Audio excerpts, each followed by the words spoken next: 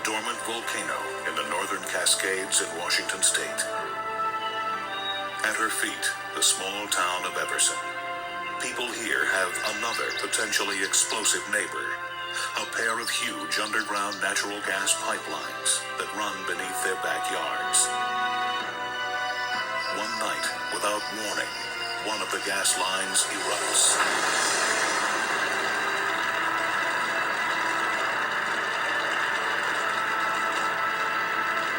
Night becomes day.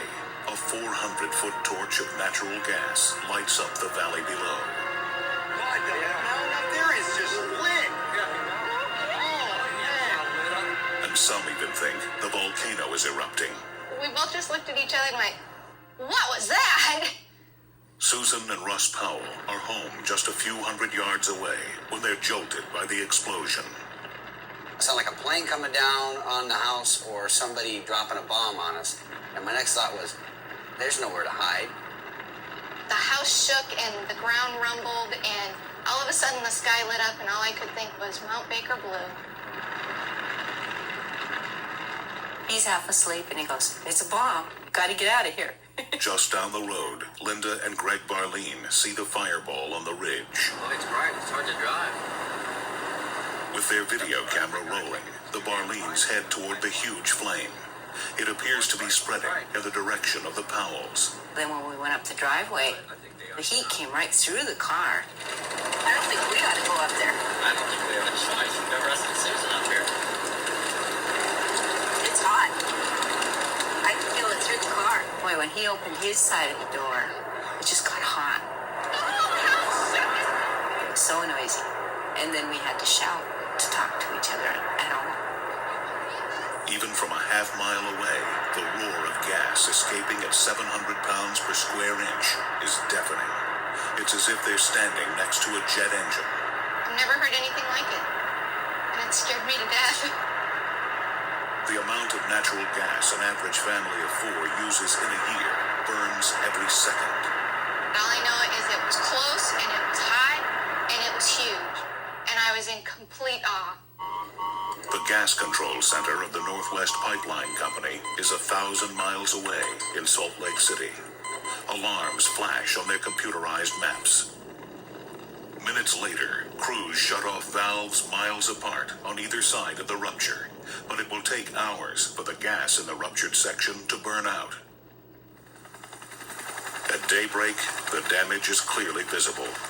The rupture leaves a crater 25 feet deep and 75 feet long.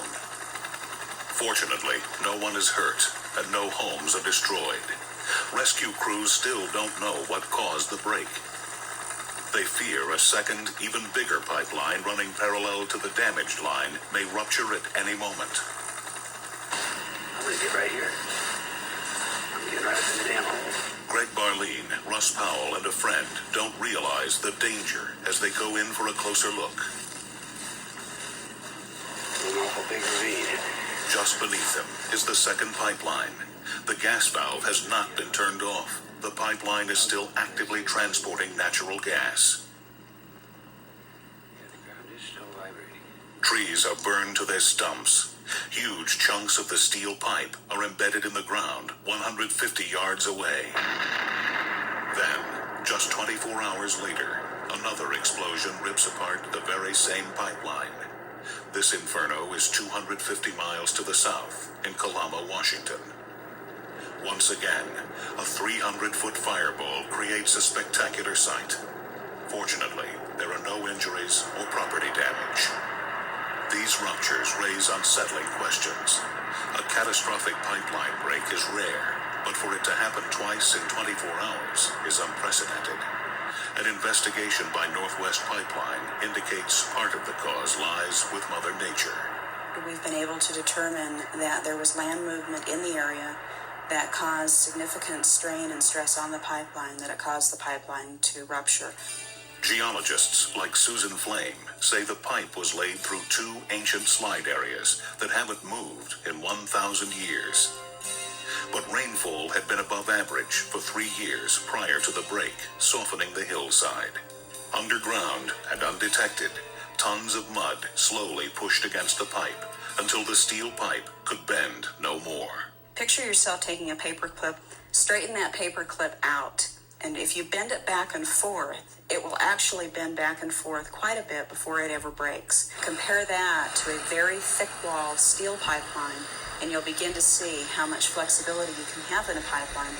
The rupture exposed the underground pipe to the air. To catch fire, all that was needed was an ignition source. In this case, the breaking steel caused a spark, and the torch was lit. I don't think there's any recklessness or neglect on anybody's part. It's just one of those things that happen.